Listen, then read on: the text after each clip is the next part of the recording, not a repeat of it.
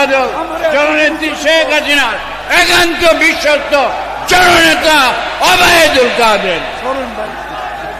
প্রধান অতিথি যিনি কষ্ট করে আসছেন আমাদের এখানে, প্রথমেই আজকের এই সভা থেকে শ্রদ্ধা জানে আমরা ওনার নাম ঘোষণা করছি। বাংলাদেশ আওয়ামী লীগের সর্বজন প্রিয় আওয়ামী লীগের সাধারণ সম্পাদক জননেত্রী শেখ হাসিনার একান্ত বিশ্বস্ত জননেতা ওবায়দুল কাদের।